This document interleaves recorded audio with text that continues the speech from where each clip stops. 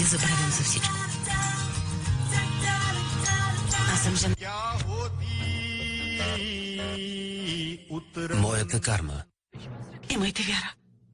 Вир със сигурност ще оздравее. Каквото и да става. Чакам го още... Спри! Замълчи, Дамини. Синът ми се бори за живота си. Се тревожиш само за дъщеря си.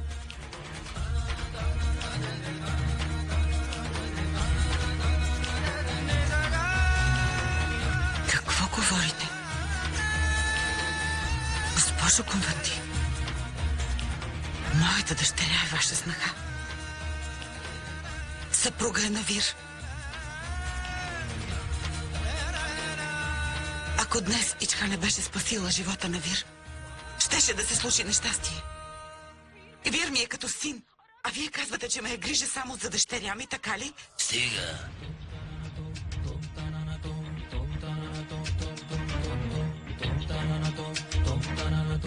Ичха е спасила Вир, така ли? Съгласен съм. Но това, което се случи днес, е същинско бедствие. Дори катастрофа. Заради дъщеря ти Ичха, днес единственият ми внук влезе в болница. Нито дъщеря ти ще може да върне Канха от дома, нито заради него и сигурността му. Моят правнук Юврач ще бъде изложен на опасност. В крайна сметка, именно заради Канха, днес моят внук е в това положение. Каквото и да става, е заради ината на дъщеря ти Ичха. Тя има навика да застрашава живота си в помощ на чужди хора, но не и на близките си. А сега ние плащаме цената за грешката й. Заради Канха Ичха днес моят внук лежи в кръвта си. Дамини, опитай се да разбереш чувствата ни. За Бога, върви си от тук. Махай се вече. Госпожо... Стига. Замълчи, Дамини. Умолявам те. Вече нямам сили да мисля за другите. Загубих един син.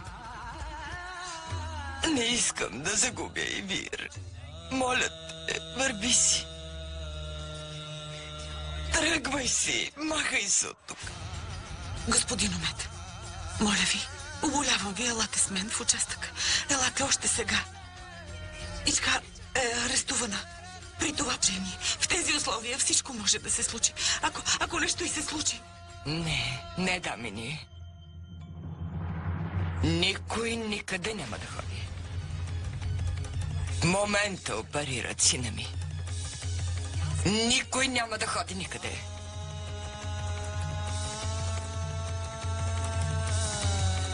Върви си, Дамини. В името на Бога, върви си. И на път за изхода може да вземеш и Канха със себе си.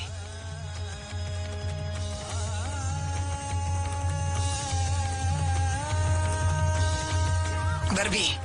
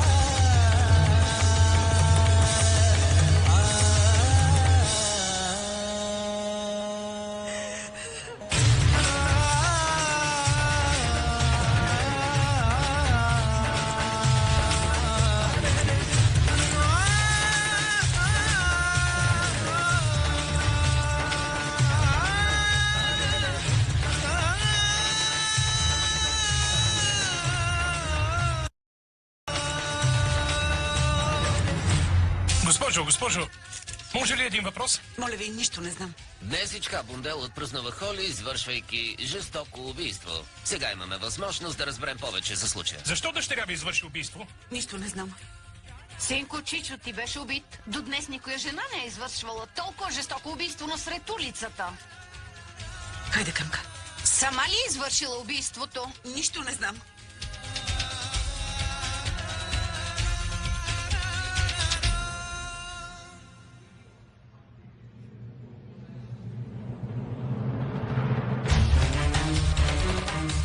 Докторе, как е внукът ми? Вижте, трябва да изчакате. Операцията току-що приключи.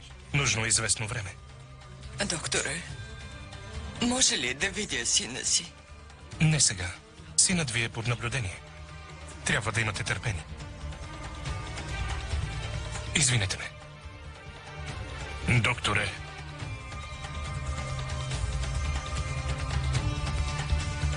Виждате майката на Ичха Бундела пред Сити Хоспитал. Госпожата не отговори на въпросите ни.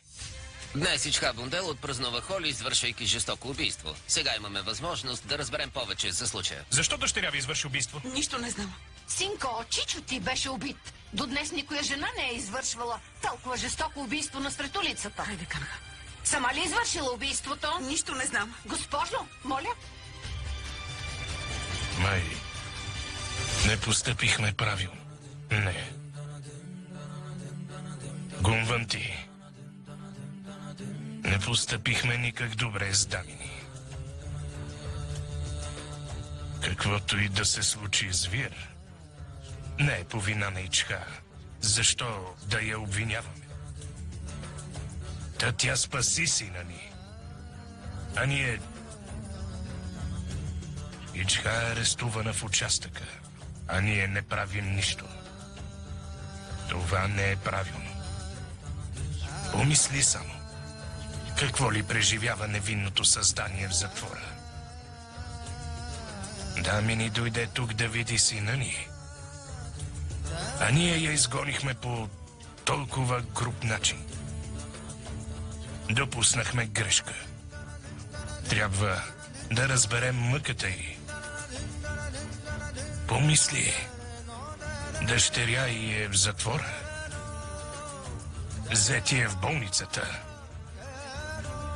Какво ли преживява сега?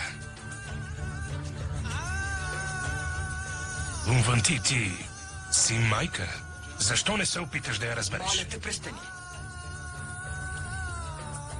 Синът ни се бори за живота си в момента. А ти защитаваш Дамини. Какво ти става? Нали си баща? Чуй, Гумванти. Умет, Но татко... Гумванти казва истината. Татко Ичха е снаха в дома ни. Съпруга е на сина ми. В момента трябва да мислим само за Вир. Татко... Стига. Не искам да слушам нищо повече. Здравейте от мен. Радж Мундра. Гледате извънредни новини. Днес на парти по случай Холи една жена извърши убийство.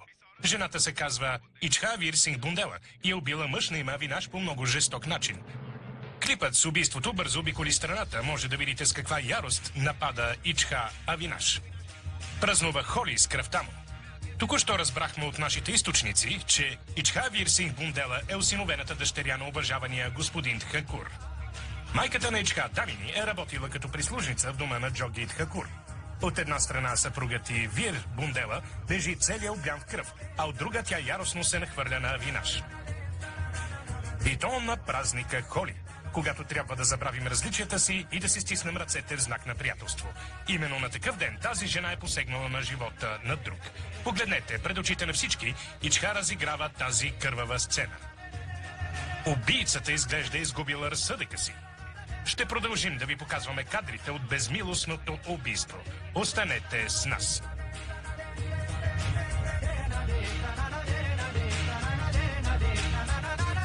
Това жена ли е или вещица? Вижте колко е жестока. Лошо ми е, не мога да гледам. Браво!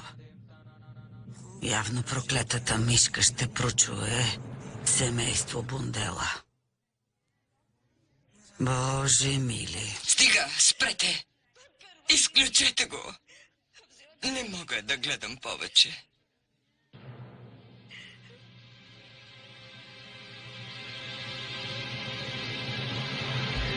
Госпожо Конванти.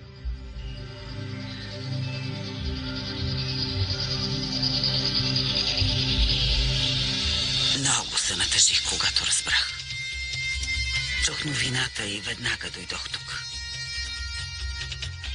Дори не помислих как ще се почувствате, когато ме видите. Като чух новината, цялата настрахнах. Никога преди не съм се чувствала така. Боже мили, какво се случи, как, кога, защо? Един Бог знае.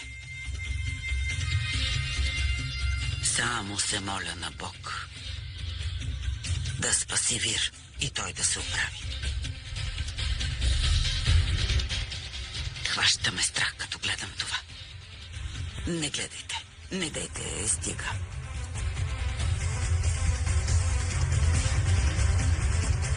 Нямам представа какъв дух е обсебил момичето.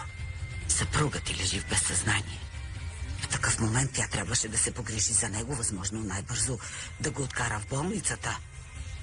В тази ситуация всеки миг е ценен. Но мишката не се изсеща. Вместо да спаси съпруга си, отива да напада Авинаш. Ай, каква връжда има тя с Авинаш? Авинаш имаше връжда само с Канха.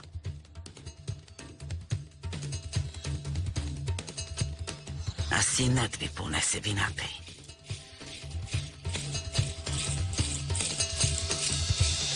Боже мили!